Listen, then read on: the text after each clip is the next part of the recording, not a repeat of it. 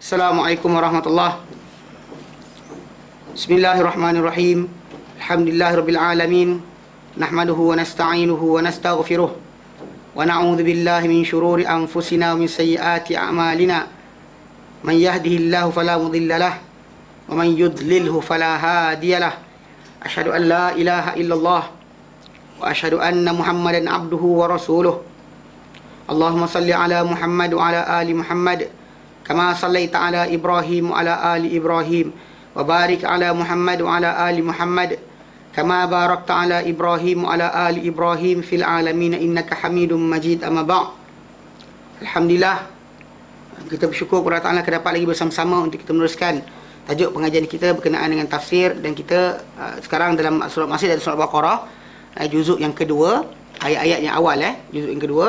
Itu yang kita sedang bincangkan sekarang. Itu bahagian di mana Allah Ta'ala mula untuk menyerang pada umat Islam ini, jalan mereka mendapat kedudukan sebagai khalifah di muka bumi. Pasal kita dah terangkan itu, mana Al-Baqarah ini dalam tafsir Maudhu'i diterangkan, mana dia kata ayat 1 sampai 20 berkaitan dengan tajuk Al-Quran dan hidayah Al-Quran. Kemudian ayat 21 sampai ayat ke-39 berkenaan dengan tajuk kurniaan Allah Ta'ala, dijadikan kita ni pemerintah atau penguasa di muka bumi ini. Kemudian start daripada ayat 49, ayat yang ke-40 sampai ayat akhir juzuk yang pertama, ia merujuk kepada tajuk kenapa Bani Israel ini telah diberikan kemuliaan Allah Ta'ala dahulu, kemudian ditarik balik pada mereka ni khilafah tadi. Allah Ta'ala berikan, Allah Ta'ala pecahkan bahagian berkenaan ayat 40 sampai akhir juzuk yang pertama pada 4 bahagian. Pertama, ungkitan Allah Ta'ala kepada mereka berkenaan apa yang mereka buat, nikmat-nikmat mereka dapat, Allah Ta'ala ungkit nikmat Allah Ta'ala berikan dan sebagainya. Kedua, Allah Ta'ala cerita tentang perangai mereka dengan Musa, kisah lembu dan sebagainya lah. Lepas tu kemudian perangai mereka kepada Muhammad SAW, apa mereka buat dengan Rasulullah SAW, apa bukti dah ada mereka lawan juga dan sebagainya. Mereka tahu Muhammad SAW ada di kitab mereka kat sini. Kemudian yang terakhir, bahagian keempat dalam juzuk yang pertama tu adalah berkenaan kisah macam mana Allah Ta'ala nafikan hubungan ataupun dakwaan Bani Israel bahawa Ibrahim, Ismail, Ishak, Yaqub, Ayub, Syuaib, Musa, Harun, Daud, semua para anbiya tadi terlibat dengan mereka dari segi masalah kepercayaan. So Allah Ta'ala nafikan dengan cara menceritakan tentang apa? Antaranya Allah Ta'ala cerita tentang Kaabah, pembinaan Kaabah. Itu cerita, yang itu kenapa para ulama merujuk kat sini. Dia kata kalau Ibrahim AS bina Kaabah awal, maka itulah kiblat dia sebenarnya. Lalu kemudian dilupai setelah zaman berubah dan sebagainya, orang lupa. Itu biasa berlaku. Okay? Dia kata kerana kita pun banyak sunnah-sunnah Nabi SAW tinggal kan. Buku kitab hadis banyak bersepah kat rumah kita, tapi tak pernah baca kadang-kadang. Contohnya lah menunjukkan dilupakan sunnah berkenaan kerana lama tempoh yang berlaku. So Ibrahim AS punya pun kiblat pun dilupakan. So jadi bila Allah Ta'ala serahkan kepada umat Islam ini balik kepada kiblat Ibrahim AS, ia adalah sebagai petanda untuk umat Islam ini menarajui semula tampuk pemerintahan di muka bumi ini sebagai khalifah Allah Ta'ala. Kena ingat, khalifah bukannya pemerintah. Kerana para anbiya kesemuanya adalah khalifah Allah Ta'ala, tapi bukan semua mereka ni adalah raja atau pemimpin dalam sebuah negara. Faham? Kerana para anbiya memang confirm khalifah Allah Ta'ala, confirm orang yang Allah Ta'ala lantik untuk menjadi penguasa di muka bumi ini, menggantikan tugasan yang jin tak boleh buat, kita buat, meletakkan untuk melaksanakan perintah-perintah Allah Ta'ala di muka bumi, itu khalifah. Setiap nabi semuanya khalifah, tapi bukan semua mereka di pemerintahan. Contoh macam nabi yang jadi raja dalam sejarah umat Islam ni, kita kata daripada zaman Adam sampai Muhammad SAW, yang nyata datang 3 je. 3. Sulaiman, Daud, Sulaiman dengan Rasulullah Muhammad SAW yang jadi pemerintah. Tapi Nabi SAW ketika menjadi pemerintah tak memegang title sebagai raja. Bahkan dia kata Nabi dan hamba Allah Ta'ala, Abdullah wa Rasuluhu. Bahkan Nabi tak benarkan dimuliakan Nabi ni macam mana lebih macam Isa dan sebagainya. Nabi tak benarkan para sahabat. Bahkan bila Nabi masuk datang jumpa mereka bangun, Nabi kata jangan bangun. Tapi kita manusia kat Malaysia ni suka bangun. Ya, suka bangun. Bukanlah Nabi tak datang pun, tapi kita kata Nabi datang. Tahu bila? Time marhaban tu. Bila orang sampai dekat kan, marhaban ya Nurul Ani, marhaban Jadil Husaini, marhaban. Kena bangun kan. Kat Malaysia dia tak cerita kenapa bangun. Pergi kat yang mana keluar cerita. Rupanya apa? Bangun sebab roh Nabi datang. Ikut nas Nabi tak benarkan bangun, dia bangun dah. Satu, langgar hadis Nabi. Kedua, yang kita kata lebih besar dari itu adalah menyatakan bahawa roh Nabi datang. Banyak orang suka buat benda ni, kononnya dia wali.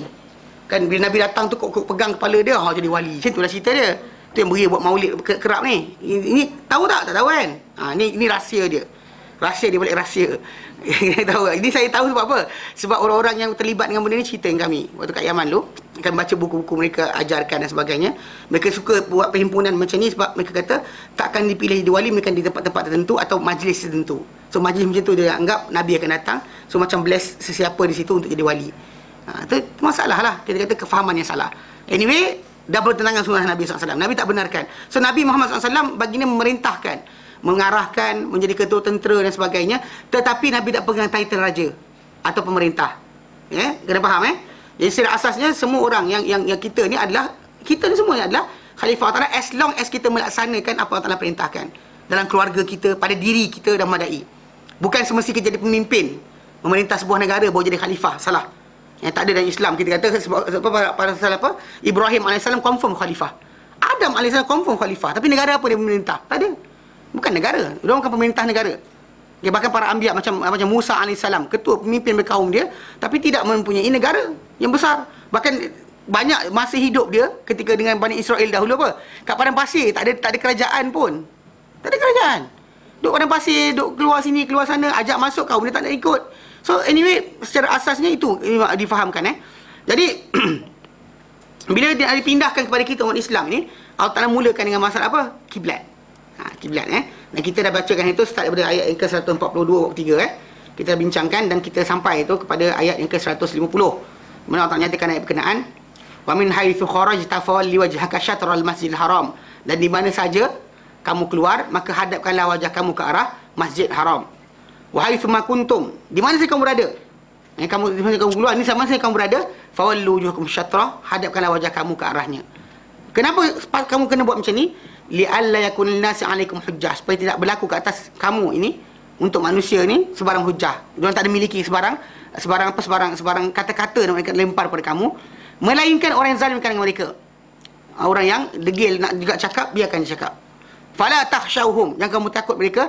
Wakhshawni, takutlah kamu semua kepada aku. Allah Ta'ala kata, wali utimma ni'mati 'alaikum, dan supaya kamu kena buat macam ni supaya aku dapat sempurna ke atas kamu nikmatku ke atas kamu, wala'allakum tahtadun, moga kamu dapat hidayah. Kerana hidayah Allah Ta'ala, macam kita kata, hanya akan terhasil bila kita kita melakukan apa Allah Ta'ala perintahkan. Dan Allah Ta'ala terangkan pada ayat berikutnya, a'udzubillahi minasyaitonirrajim. Kama arsalna fikum rasulan minkum yatlu 'alaikum ayatina wa yuzakkikum wa yu'allimukumul kitaba wal hikmah wa yu'allimukum ma lam takunu ta'lamun. Fadhkuruni adhkurukum washkuru li wa la takfurun. Menyatakan Allah Ta'ala, mengingatkan Allah Ta'ala akan hamba-hambanya yang beriman berkenaan dengan apa yang dinikmatkan ke atas mereka, apa Allah Ta'ala kurnia kepada mereka, yang berupa nikmat tersebut adalah perutusan Rasul itu Muhammad SAW kepada mereka. Mana Allah Ta'ala kata suruh patuh dengan apa yang suruh menghadap kiblat tu. Semoga kamu la'allakum tahtadun, moga kamu dapat hidayah sebagaimana sebagaimana apa? Sebagai ni yang berlaku lah, mana Allah Ta'ala ada utuskan Muhammad SAW. Macam mana kalau Muhammad datang tunjuk hidayah, kamu kena nak dapat hidayah lagi, maka kamu kenalah patuh dengan perintah yang diberikan. Mana dia cantum dengan ayat sebelumnya. Ayat sebelumnya Allah Ta'ala kata Allah Ta'ala sempurnakan nikmat kepada kita, dan dia nak moga-moga kita mendapat hidayah. Sebagaimana kita dapat hidayah dahulu, itu dengan apa? Perutusan Muhammad sallallahu alaihi wasallam.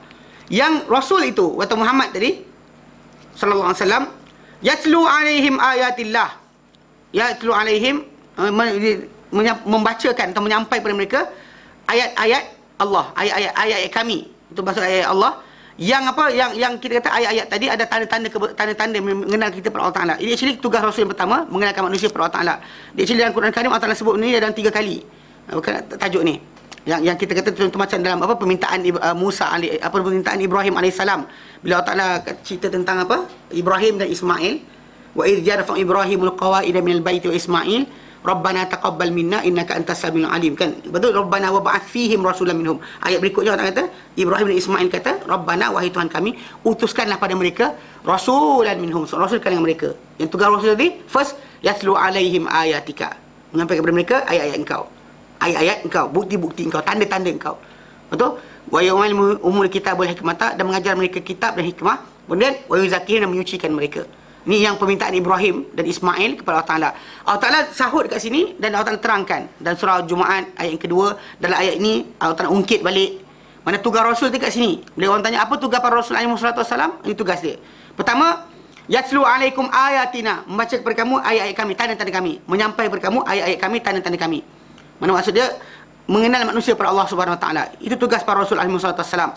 Macam kita lihat Ibrahim alaihissalam bila dia bertelagah dengan kaum dia atau berdebat dengan kaum dia berkenaan dengan Allah. Kan dia pecahkan berhala. Matlamat dia pecahkan berhala tadi untuk apa? Kenalkan siapa Allah Ta'ala kepada kaum dia, supaya kaum dia berfikir bahawa berhala tadi bukannya Tuhan. Dan Nabi Muhammad SAW ketika berada di Mekah dahulu, ikutkan sebenar, baginda kan buat kerja sendiri. Tapi di sisi orang musyrikin Mekah, mereka marah sebab baginda SAW mendatangkan dengan hujah bahawa berhala itu tak patut disembah. Bahkan perbuatan datuk nenek orang-orang musyrikin dahulu salah, walaupun datuk nenek itu adalah datuk nenek Nabi sendiri. Penyembah berhala salah, totally salah. Dan cara baginda terangkan adalah dengan menceritakan kisah-kisah para anbiya. Mana kisah Ibrahim alaihissalam, kisah Ismail alaihissalam, atau kisah para anbiya dengan apa orang golongan penyembah berhala ni. Allah Ta'ala sahaja cerita, suruh Nabi ceritakan, baca kepada mereka supaya menjadi hujah ke atas mereka bahawa itu bukannya ajaran Ibrahim, Ismail dan juga seterusnya para anbiya yang atau sebelumnya ataupun berikutnya. Dan itu tak ada langsung kaitan dengan mereka. Bahkan walaupun kita kata orang-orang Mekah dahulu mengagungkan Kaabah sebagai tempat binaan Ibrahim, itu bapa para anbiya, namun begitu Ibrahim tak ada kaitan dengan berhala mereka buat. Tak ada kaitan langsung sebenarnya. Ya, maka mereka tahu bahawa Ibrahim tidak menyembah berhala. Ini satu fakta yang kita kena faham. Kita kata memang mereka tak ada sembarang hubungan. Kerana Ibrahim AS bersih daripada segala apa mereka buat daripada kesyirikan. So para anbiya, tugas mereka pertama adalah menyampaikan kepada manusia tanda-tanda Allah SWT. Bacakan, terangkan kepada manusia ayat-ayat Allah. Okay. Pasal Allah Ta'ala sebut dalam Quran, dalam surah apa? Dalam surah Al-Jathiyah. Surah Al-Jathiyah contohnya. Pasal dia ayat ni dalam bahasa Melayu, ayat ni maksud dia ayat lah, sentence. Betul? Ke ada benda lain? Tak ada kan? Ayat maksud sentence. Tapi ayat dalam bahasa Arab dia maksud sign, proof. Okay? Dia bukannya bermaksud dengan sentence, ayat. Okay? Dan bahkan perkataan ayat tu digunakan pada Quran sebenarnya pasal dia kan setiap hujung, setiap akhir tanda, ini tanda berakhir yang pertama, sambung yang kedua. First sentence berakhir, jadi tanda tu ayat satu, ayat dua, tanda pertama, tanda kedua sebenarnya. Ayat pertama tu maksudnya ayat tu tanda sebenarnya, asal maksud penggunaan ya. Surah Al-Jathiyah. Pasal bila sebut ayat ni kadang banyak orang salah faham. Dia ingatkan ayat itu hanya sentence. Salah. Bahkan Allah Ta'ala nyatakan dalam Quran dalam surah Al-Jathiyah ayat 2, 3, 4, 5. Allah Ta'ala nyatakan ayat 6. Allah Ta'ala nyatakan a'udzubillahi minasyaitanir rajim. Inna fis samawati wal ard. Sungguhnya di langit. Di langit wal ard, dan juga di bumi. La ayatil lil mu'minin, ada tanda-tanda untuk orang beriman. Jadi lambat sikit tak saya baca dulu. Wa fi khalqikum, dan pada penciptaan kamu. Tadi Allah sebut ayat untuk orang beriman. Wa fi khalqikum, dan pada penciptaan kamu. Pada penciptaan kamu. Wa ma yabuthu min dabbah. Wa fi khalqikum, dan pada penciptaan kamu. Wa ma yabuthu min dabbah, dan apa Allah Ta'ala jadikan melata daripada berserakan daripada binatang-binatang yang melata. Semua tu ayat. Nampak? Ayat tadi ayat. Ni pun ayat. Ya, li qaumin yuqin, untuk kaum yang meyakini. Wa ikhtilafil laili wan nahar, perbezaan malam dan juga siang. Malam dengan gelap dia, siang dengan terang dia. Wa ma anzalallahu minas samaa'i min rizqin. Actually malam dan siang ni kena faham dia bukan memudah. Siapa-siapa keluar daripada atmosfera bumi, dia takkan nampak siang. Siang ni adalah satu state di mana kita nampak cerah sebab kita ada lapisan udara yang ada di kepala kita. Siapa-siapa pernah tengok gambar apa stesen angkasa lepas tu? Kan? Bila katakan matahari tengah sinar kepada bumi, dia matahari tu datang nampak tapi keliling ni gelap. Dia takkan ada setiap macam kita dalam bilik ni kan. Kita nampak cerah sebab dinding ni pakai dinding warna putih atau warna cerah. Maka pantulan tu semula tu nampak terang lah. Tak percaya try masuk kedai yang buat pasal gelap. Dia lampu ada tapi pakai dinding hitam. Dia gelap je. Pasal tak ada pantulan semula. Kita sekarang ada pantulan semula sebab kita nampak cerah. Dan siang macam tu. Tapi tak adalah benda pasal ada lapisan udara tadi tu. Dia pantulan kepada lapisan udara tadi menyebabkan kawasan bawah tu nampak terang, langit tu terang. Bukannya sebab apa? Sebab kalau keluar daripada bumi, tengah siang-siang pun kita akan nampak gelap. Dia tak ada. Pasal siang ni adalah benda state of, orang kata apa, benda yang bukan kita boleh reka dengan payung dan sebagainya, tak boleh. Dia hanya berlaku. Kecuali orang terletak kepala dalam baldi lah. Pakai baldi, suruh torchlight dan gelap. Tengok terang kan. Tangga baldi, torchlight tu nyala tapi keliling gelap. Nak rasa terang, ambil baldi tutup kepala. Jadi try buat. Balik rumah dia try. Ambil kepala, masuk dalam bilik gelap, buat tangga ke. Ambil kepala, oh gelap-gelap. Pasang torchlight, oh terang. Pasal dinding apa, plastik tu akan terang. So itu kita kata state, macam tu lah siang sebenarnya di muka bumi kita sekarang ni. Dia kata itu tanda. Dia kata waqtilah fil laili wan nahar, pertukaran, perbezaan siang dan malam dan siang. Wa ma anzalallahu minas sama'i min rizqin, apa Allah turunkan dari langit bentuk rezeki. Ini anything yang kat langit ni sebenarnya rezeki. Tapi orang tak faham juga. Kita terang biasa tak faham. Okay. Kalau kita kata pokok ni membesar dan sebagainya pakai nitrogen kan, nitrat, kita masih bagi baja kan. Dan nitrogen adalah sebenarnya lebih banyak di udara kita, dia paling banyak adalah nitrogen. Paling banyak adalah nitrogen, hampir 80% adalah nitrogen. Dan bila petir melintasi angkasa, dia sebenarnya membakar nitrogen itu menjadi nitrogen oksida, diturun ke tanah dengan air hujan, dan itulah akan menjadi baja berpokok. Normally negara-negara yang banyak petir, banyak kilat kan, dia punya tanah dia subur. Itu beza dengan negara-negara yang tak ada apa kilat dan petir hujan dia. Tu tropika, kawasan tropika ni kan. Dia sentiasa tu sebab antaranya sebab itulah kita kata nitrogen tadi di udara tadi dilarutkan. Itu rezeki kita. Ada kat sini tapi tak boleh kita makan. Sebab kena jadi apa? Bergabung dulu dengan ditukar oleh pokok dan sebagainya, boleh jadi buah, boleh kita makan. Kalau kat sini ada, sedutlah tapi tak guna. Kan? Baik. Dia kata fa ahya bil ardh ba'da mautiha, dihidupkan bumi selama mana ia, tanah selama mana ia mati. Wa tasrifir riyah, pertukaran angin, ubah alih ke sini, alih ke sana, musim ini, musim itu. Semua tu apa? Ayat-ayat liqaumin yaqilun, untuk kaum yang berakal. Kemudian Allah kata apa? Tilka ayatullah, itu ayat-ayat Allah, natsluha alayka bil haq, kami bacakan ia. Kan sampaikan ia. Alaika, kepada engkau, bil haq, dengan kebenaran. Fabi ayyi haditsin, maka dengan cerita manakah lagi? Ba'dallah, sesudah Allah, wa ayatihi, dan ayat-ayat Allah Taala, yu'minun, mereka akan beriman. Kalau bukan ini lagi tanda untuk mereka beriman, apa lagi Allah Taala kata? Maksudnya, tapi tanda itu maksudnya yang ini Allah Taala kata yaslu alaihim ayatihi, ini antaranya ini. Sebab nanti kitab lepas tu akan datang kitab pula, ya. Dia kata apa dalam ayat tadi? Dia kata kerana manusia ni kerana Rasul tadi, nikmat Allah Taala utuskan Rasul tadi adalah pertama menyampaikan kepada mereka ni ayat-ayat Allah yang menerang kepada mereka, yang menerangkan dan juga menjelas kepada mereka. Kemudian wa yuzakkihim, dan menyucikan mereka. Itu membersihkan mereka daripada kotoran-kotoran akhlak dan juga najis-najis di jiwa dan juga perbuatan-perbuatan jahiliah. Tapi kita kata kalau extend, para ulama jelaskan bahawa datangkan dengan ibadat-ibadat yang khusus yang akan bersihkan manusia. Kerana Nabi SAW menyatakan dalam hadis yang sahih, semua ibadat yang kita buat, macam puasa, solat, zakat, haji dan sebagainya, semua itulah pembersihan dosa-dosa kita. Kalau tidak, kita tahu nak bersihkan dosa macam mana. Dan kita tahu macam mana kita nak bersihkan dosa. Bahkan timbul seorang Kristian, dia ikut fahaman mereka menyatakan bahawa macam nak bersih dosa. Itu dia terpaksa reka yang padri itu buat. Sedangkan kita, umat Islam, anything kita buat ada pembersihan dosa. Hatta datang hadir kelas agama pun pembersihan dosa.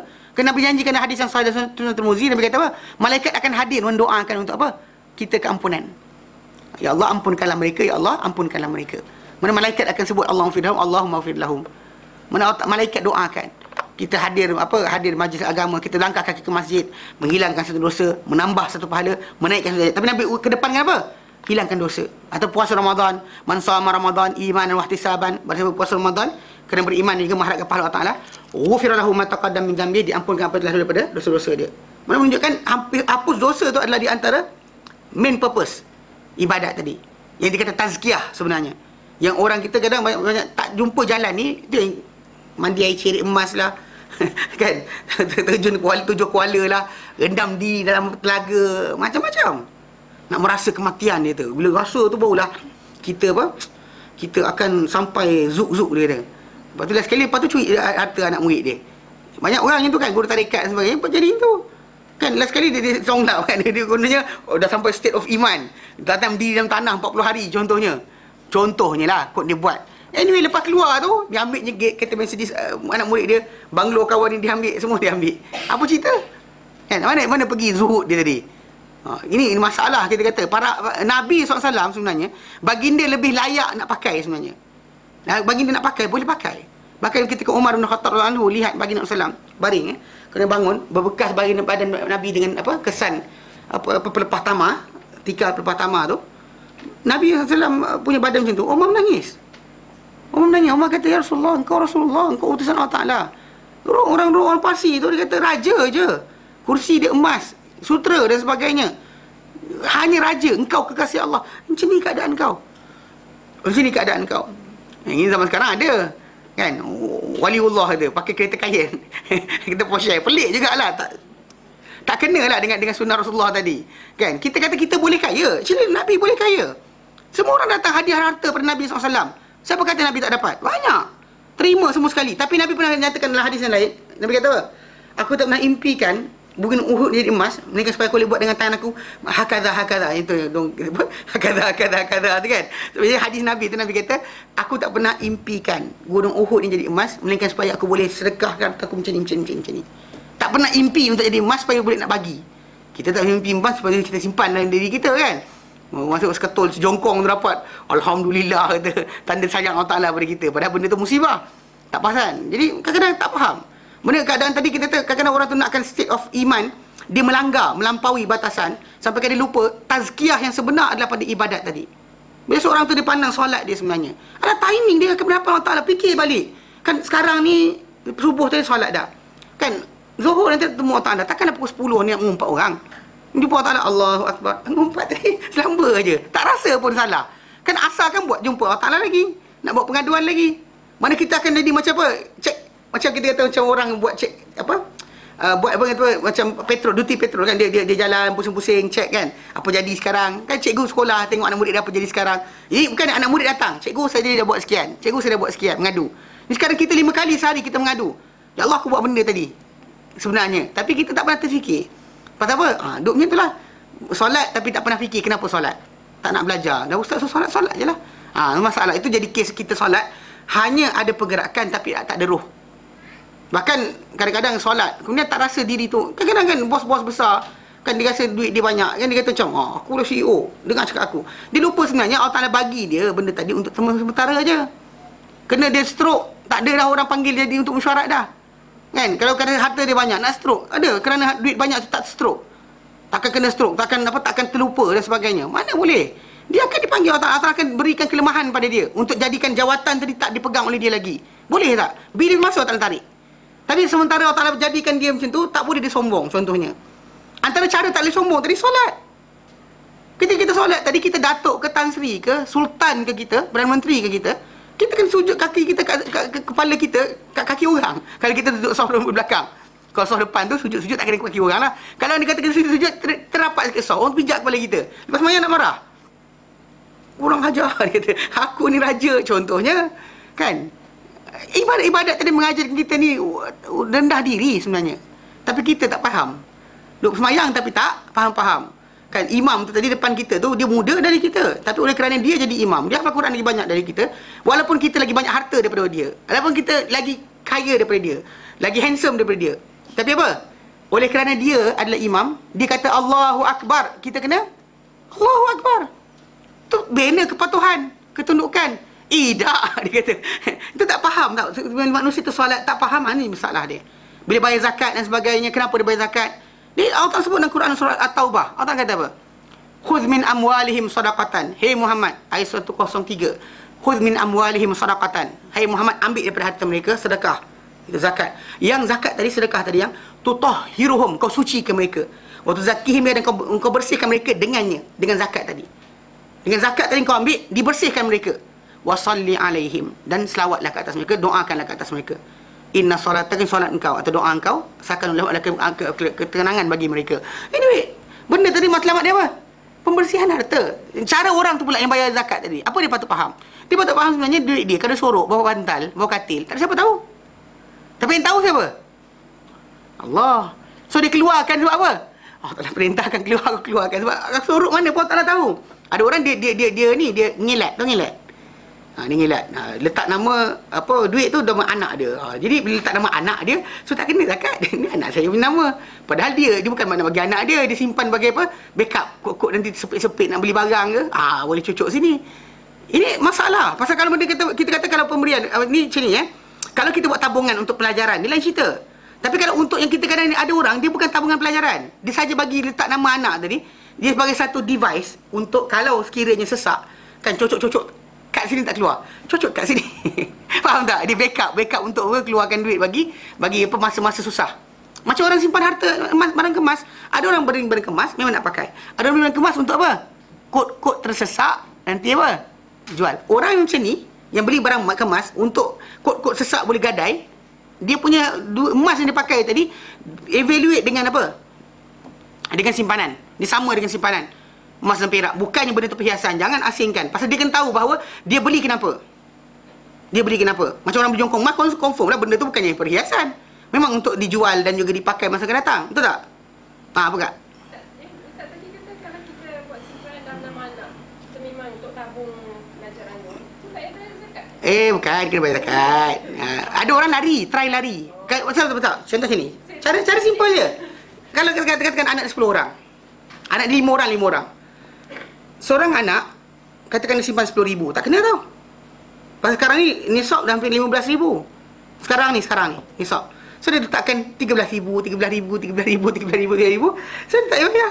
Kata, aku 13,000 je, tak payah zakat. Yang ni anak aku punya. Dia pecahkan. Zaman dahulu macam tu. Macam orang nak ni kambing pun, dia tak nak kena bayar kambing, ataupun nak kambing dia gabungkan kambing dengan orang, atau dia tarik kambing dia asing dia orang. Sebab apa? Sebab kalau dia gabung kambing dengan kawan ni, keluar seekor je. Tapi kalau tidak, kena 2 ekor. Cara. Jadi kalau dia kata kita macam tu, sedangkan sebenarnya Allah Ta'ala tahu niat kita. Kita keluarkan duit tu kenapa? Tahu? Kita simpan ke dekut ke tidak? Allah Ta'ala tahu. Jadi orang tu bina dalam diri dia apa? Takwa. Sebenarnya. Dia bina masalah apa? Pembersihan jiwa berlaku di situ. Tapi banyak orang tak faham.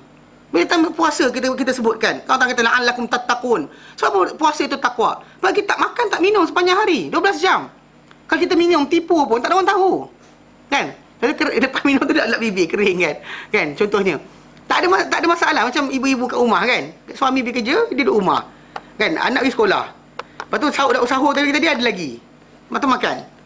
Ada siapa tahu? Tak ada siapa tahu. Tapi kenapa tak makan? Batal puasa. Soalan siapa nampak? Itu pembinaan sebenarnya. Allah Ta'ala bina kita melalui ibadat tadi, penyucian. So that kita tak ada niat jahat. Kan nak niat jahat je fikir Allah Ta'ala tahu. Kan pasal kita innamal a'malu binniyat. Amalan hanya dikira dengan niat. So kita bergerak mana kita senyum bohong pun Allah Ta'ala tahu. Kan kita tipu pun Allah Ta'ala tahu. So jadi binaan hati tadi, hati tu dibersihkan dengan ibadat biasa je. Tak perlu masuk ke lubang kubur, merasai kematian, tak perlu pergi tengok jin. Ada orang tu biar kita tambah iman. Letak pergi tempat gelap-gelap. Tak ada benda pun. Pasal benda tu lepas benda tu, contoh macam camp remaja kan. Kalau uji iman, letak budak tu seorang pokok sana. Lepas tu nanti balik contohnya kan, takut hantu kan contohnya kan. Katakanlah dia kononnya nak takutkan budak tu supaya iman naik. Tak, lepas tu budak tu ketakutan, dia hanya masalah takut saja. Tapi lepas dia program berkenaan kan, balik tu berkapul pegang tangan, tak pernah takut Allah Ta'ala pun. Berapa ramai orang yang belajar ilmu kemukan, ilmu gagah, ilmu kuat, nampak jin dan sebagainya. Takut Tuhan ke soalan? Makan harta lagi jahat daripada orang yang tak nampak. Faham tak? Lagi jahat daripada orang yang tak nampak. Tu bahaya dia. So konsep ni kita kata pembersihan jiwa ni tadi bukanlah berlaku dengan cara kita, device yang kita buat. Apa Nabi tunjuk, itulah dia cara pembersihan. Belajar dalami berkenaan dengan apa yang Nabi ajarkan. Stop situ je. Kita extend tambahan habis. Allah Ta'ala janjikan dalam Quran surah atau Al-Imran tadi kan. In kuntum tuhibbunallah fattabi'uni, tambahan dia.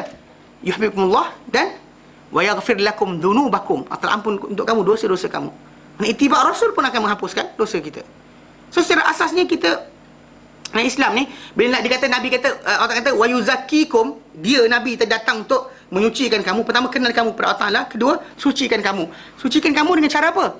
Dengan cara ibadat-ibadat tadi. Mungkin satu pengertian yang para ulama nyata macam Ibnu Katsir sebut di sini, itu membersihkan mereka dari kotoran-kotoran akhlak dan juga najis di jiwa serta perbuatan-perbuatan jahiliah, kotoran dan juga jiwa dan juga perbuatan jahiliah. Mungkin itu ya benar satu konteks, tapi benar juga apa yang Nabi ajarkan sebagai ibadat tadi. Itu yang Nabi sebutkan sebagai apa? Sebagai pembersihan. Jika tidak, manusia akan ada masalah. Sebab banyak kita lihat orang kan belajar berkenaan dengan kenal Tuhan. Okey, belajarlah kenal Tuhan melalui tanda-tanda, melalui ayat Quran, sifat-sifat dia, Asmaul Husna kita belajar. Lepas tu belajar berkenaan kitab, hukum-hukum dan sebagainya, belajar. Tapi belajar bersihkan di jiwa, Tak tahu datang mana. Sedangkan benda tu datang daripada ibadat-ibadat tadi sebenarnya. Ibadat yang kita buat itulah pembersihan bagi diri kita. Jangan cari yang lain. Cari yang lain itu jadi masalah. Jadi masalah yang menyebabkan kita akan tersesat. Dan mengeluarkan mereka. Dan kata wa yu'allimuhumul kitab wal hikmah. Tadi yang mengajarkan mereka kitab dan hikmah. Kitab adalah Al-Quran. Ini saya sebut tadi. Mana yatlu alaihim ayatihi, bukan maksud dia menyampaikan ayat-ayat Allah Ta'ala tadi, maksud dia ayat tapi tanda. Kat sini pasal apa? Kitab tadi dia ajarkan berasingan. Wa yu'allimuhumul kitab wal hikmah, mengajarkan mereka kitab dan juga hikmah. Kitab itu adalah Al-Quran, hikmah adalah sunnah.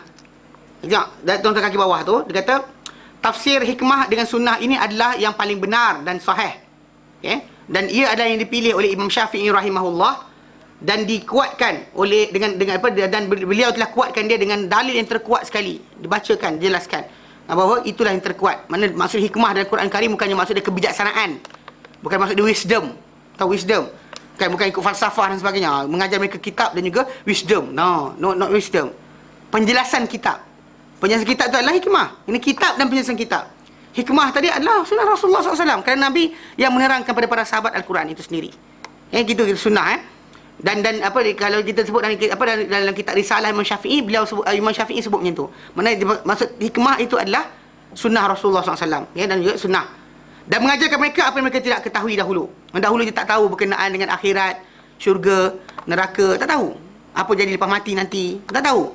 Apa kejadian Adam macam mana dahulu, tak tahu. Tapi diajarkan oleh Nabi kepada mereka melalui wahyu Allah Subhanahu Wa Taala. Jadi ini nikmat. Jika tidak, kita akan teraba-raba. Contoh macam kita tahu tentang takdir, diajar kepada kita melalui sunnah Rasulullah SAW dan juga Al-Quran, takdir. Melalui Rasul datang, ajar kita takdir itu apa. So kita dengar takdir Allah Ta'ala adalah penentuan baik dan buruk yang berlaku pada kita. Baik atau buruk tadi, kita kena redha. Dan Allah Ta'ala uji kita dengan baik, uji kita dengan buruk. Bukan uji baik saja, buruk saja. Banyak orang ingat bila kena musibah itulah ujian. Salah, nikmat itu ujian juga. Nikmat juga adalah ujian. Yang kita lihat dalam surah apa? Dalam surah Al-Fajr. Dalam surah Al-Fajr Allah Ta'ala nyatakan,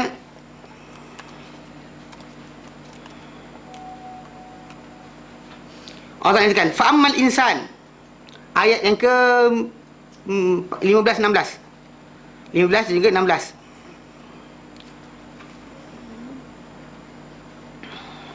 Fa'ammal insan, adapun manusia ini, idza mabtalahu rabbuhu, bila dia diuji dia ni oleh siapa? Oleh Tuhannya. Setiap kali mana, bila mana diuji dia oleh Tuhannya. Ujian tadi berupa fa'akramahu wa na'amah, lalu dia, itu Allah Ta'ala muliakan dia dan juga nikmat pada dia macam-macam. Nikmatkan macam-macam. Orang tersebut akan salah faham dan dia kata apa? Fa'yaqulu rabbi akraman, dia kata Tuhan aku muliakan aku, Tuhan aku sayang aku. Mana banyak orang nampak nikmat dia kata Tuhan sayang. Kan bila tahu inilah hasil iman kita. Tunggu tak habis lagi. Allah Ta'ala kata lepas tu wa amma idza mabtalahu, dan adapun apabila mana ibtalahu, dia mengujinya. Allah Ta'ala uji dia juga, faqadara an rizqah, Allah sikitkan rezeki dia. Manusia ni akan salah faham dan berkata fayaqulu rabbi ahanan, dia akan berkata Tuhan aku hina aku, tak sayang aku. Allah Ta'ala kata kalla, bukan macam tu. Tidak sekali-kali. Mana apa yang kita faham itu adalah salah.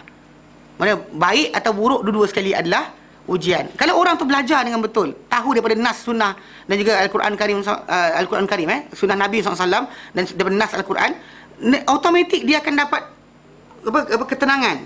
Every time kena pada dia benda, dia tahu ini untuk kebaikan. Matlamat asal dia bukan dunia, nanti akhirat. Dapat anak degil tak dengar cakap. Kan kita kata dah ajar-ajar tak dengar cakap, janganlah putus asa pula. Kerana Allah SWT tak berikan kita musibah melainkan untuk benda yang lain. Mana kita bersabar dengan ujian Allah Ta'ala, tadi Allah Ta'ala beri kita pahala, dosa kita hilang. Demam kita, sakit kita, kena penyakit dan sebagainya, kaki terputus dan sebagainya, still benda tadi adalah di antara benda Allah Ta'ala akan ganti pada akhirat dengan pahala ganjaran. As long as kita redha. As long as kita, sebagaimana kita redha. Bila kita whining, nagging, tak puas hati dan sebagainya, itu musibah. Mana buruk tu pun macam tu, baik macam tu juga. Faham tak? Baik dan buruk dua sekali macam tu. Ini hanya boleh dapat kalau orang tu melihat dan mempelajari daripada nas-nas yang datang daripada Rasulullah SAW. Barulah dia faham. Pasal kadang-kadang ada benda ada kalanya musibah tadi untuk kebaikan. Bahkan doa kita belajar, kita doa-doa patut tak dapat kat dunia ni. Kita pun macam, kita rasa macam habislah, kan? Habislah doa, tak ada benda kan? Tak dapatlah pula. Kan? Kita rasa macam tu, tapi Nabi sebut dalam hadis Musnad Ahmad, Nabi kata doa seorang mukmin itu antara 3 perkara. Either salah satu di antara 3 perkara. Either Allah Taala berikan dia apa dia minta. Dapat. Apa dia minta, cepat atau lambat lah, dapat. Atau Allah Taala jadikan doa dia tadi penolak pada bala yang akan kena kepada dia, yang setara dengan bentuk doa dia. Atau Allah Taala jadikan dia sebagai syafaat untuk dia di akhirat nanti. Menjadi sebabkan Allah Ta'ala kata, aku tak bagi kau perkara sekian kau minta, dengan sebab ini aku maafkan kau, aku ampunkan kau, masukkan kau syurga. Anyway, kalau kita ikutkan dari 3 bentuk tadi, mana lagi untung sebenarnya? Syurga lah. Tapi yang kalau dah tahu syurga tu yang untung, kenapa bila tak dapat benda mula rasa putus asa? Bila kita doa-doa tak dapat, kenapa kita mula cepat rasa kan? Ataupun kita mula start lari jumpa bomoh, kan? Atau jumpa cari orang jampi air. Faham tak? Maksud dia sekarang ni, benda yang berlaku tadi, kalau tak nak tangguhkan pun baik. Dia bagi pun baik. Kita je tak faham. Faham tak? Jadi kita, dari segi tajuk ini, apa yang berlaku ni kamu tak tahu. Tapi Nabi ajarkan. Ya, malam takunu ta'lamun, apa yang kamu dahulu tidak ketahui. Dengan wahyu kita akan dapat kelapangan jiwa. Tenang. Duduk kat dunia ni dapat baik, senyum. Dapat buruk pergi, kita senyum. Kita tahu benda tu ada kebaikan dan sebaliknya. Tapi kalau kita baik sangka dengan Allah Ta'ala, bahkan kita nak mati pun nanti kita sangka baik pada Allah Ta'ala. Sedangkan Nabi, kalau dia kata orang tu tak faham benda ni, dia nak mati nanti dah habislah aku. Macam orang yang tak faham kan. Jadi dia ingatkan Allah Ta'ala ni macam manusia juga. Ada satu-satu what comes around go around, apa? Ya, dia karma. Dalam Islam tak ada karma. Ada orang yang kita kata mati. Dia kata dimatikan Allah Ta'ala, kematian dia baik untuk dia. Ada orang yang tak biarkan hidup, kehidupan tu baik untuk dia. Ada orang tak biarkan hidup, tapi buruk untuk dia. Tak mati-mati. Itu terpulang pada Allah Ta'ala. Dan kita kata lain, bukan alasan dia karma. Bukan, dia mati sebab apa? Sebab tak ada. Dan bahkan mati tadi berhentikan dia daripada terus buat jahat. Sebenarnya, kalau orang tu buat jahat kan, orang jahat, dia mati. Mati tadi bukan kerana jahat dia, tapi kerana Allah Ta'ala hentikan dia. Pada Allah Ta'ala yang menentukan, bukannya karma. Bahkan macam kita baca dalam hadis Nabi SAW berkenaan dengan orang yang bunuh 99 orang tu. Ingat? Yang bunuh 99 orang. Dia bunuh 99 orang. Kemudian dia tanya dengan orang ramai, siapakah orang paling alim dengan kamu? Atau orang paling kuat ibadat? Jadi orang tunjuk pada seorang abid. Ahli ibadat, tapi tak alim. Dia jahil. Jadi, this guy tanya dia. Dia kata, wahai Tuhan, dia kata, saya dah bunuh 99 orang. Ada tak lagi taubat untuk saya? Kawan ni terus kata, mana ada kita ubat untuk kau? Kau ni laknat, dia marah. Kawan ni ambil pisau, tikam bunuh. Cukup 100. Ni hadis Sahih Muslim. Dia cukup 100, dia jumpa orang ramai lagi, tanya, ada tak orang yang alim dengan kamu? Yang aku nak tanya dengan dia. So, tu orang tunjuk pada seorang yang alim. Dia seorang yang alim, dia tanya kan. Dia tanya orang alim tadi. Orang alim dia kata, siapa boleh menyekat di antara kau dengan taubat? Siapa? Taubat ni milik Allah Ta'ala. Tak ada siapa boleh sekat. Jahat mana sekali manusia tadi, kalau dia nak berbuat kembali kepada Allah Ta'ala, Allah Ta'ala terima. Kita mungkin tak boleh terima. Kita kalau orang tu buat jahat sekali, hampirlah jahanam dengan kau. Kita minta itu. Sedangkan Allah Ta'ala, kalau orang tu nak bertaubat, balik kepada Allah Ta'ala, itu hak Allah Ta'ala untuk terima. Kita pula, asal terima, ya Allah. Betul? Okay, ikutkan logik. Kita tak boleh. Kita akan sentiasa macam geram-geram kan. Tapi Allah Ta'ala, itu hak mutlak dia. So this guy, dia bila dia dinasihatkan oleh orang berkenaan, tinggalkan kampung dia, kampung dia orang jahat, punya tempat. Dan juga pergilah kepada kampung lain, beribadat di sana, taubat Allah Ta'ala. Dia dah ada niat, dia keluar dari kampung dia untuk pergi. On the way mati. Mati dia tadi bukannya siksaan. Hanya dalam Kristian saja yang mati tadi sebagai hukuman. Maksud dalam Bible dia kata, the soul that sinneth shall die. The soul, jiwa, that sinneth, yang berdosa, shall die, akan mati. So, bila orang Kristian ni, dia nampak mati itu adalah hukuman. Dan Islam, mati itu bukan hukuman. Mati itu adalah tamatnya tugasan anda. Dah selesai dah, tak ada tugas dah, habis. Kalau anda kata tak nak bagi bernafas lagi, maksud dia ada peluang lagi. Kalau tak bernafas dah, habis, tak ada. Itu je lah. Bukan maksud dia tak nak hukum kita. Mati bukan hukuman. Mati bukan hukuman.